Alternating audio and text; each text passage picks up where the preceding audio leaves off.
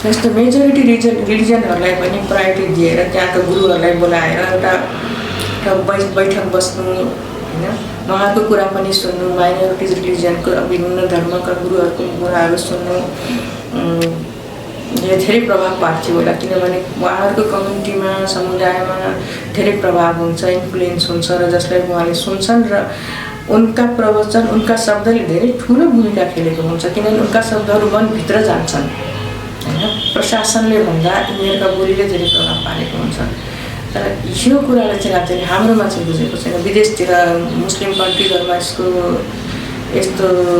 System गरेको पाइन्छ होइन, र यो बुद्धिस्ट मेजोरिटी भएको कन्ट्रिजहरूमा हेरौँ त्यहाँ पनि हामी देख्छौँ होइन, धार्मिक गुरुहरूको त्यहाँ कमिटी हुन्छ, बाकायदा गभर्मेन्टले बोलाएको हुन्छ, उनीहरूसँग वार्तालाप गरेको हुन्छ।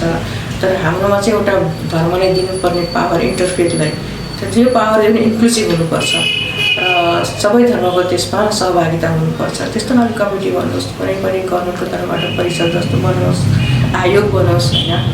र तर त्यस्तो चाहिँ गरेन कहिले पनि। आवाज त उठाएको यो धार्मिक क्षेत्रले। तर धार्मिक सद्भावको लागि जहिले पनि भूमिका खेल्यो भने अन्तर्धार्मिकले नै खेल्यो।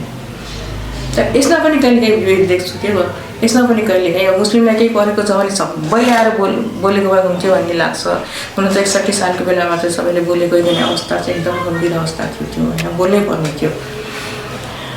तर कहिलेकाहीँ हाम्रो इस्युमा अरूले पनि बोलिदिएको भए हुन्थ्यो जस्तो लाग्छ, तर त्यतिखेर चाहिँ साथ नदिएको पनि अवस्था छ। त्यसैले चाहिँ एउटा सिस्टमेटिक कुनै थलो भइदियो भने, अब सङ्घ संस्थाहरू त छन्, छुट्टा छुट्टै छन्, तर गभर्मेन्टले दिएको कुनै संस्था हुन्थ्यो भने त्यसले चाहिँ धेरै प्रभावकारी रोल खेल्न सक्थ्यो। र हाम्रो मनभित्र चाहिँ आजकल मुस्लिमहरूको मनमा त्रास हुन्छ कि अब छिमेकी राष्ट्रको हावा यता आयो भने होइन, आखिर कलमती त देशमा स्थिति आउने होइन, द्वन्द्व पनि जे पनि हुनसक्छ, जे पनि हुनसक्छ।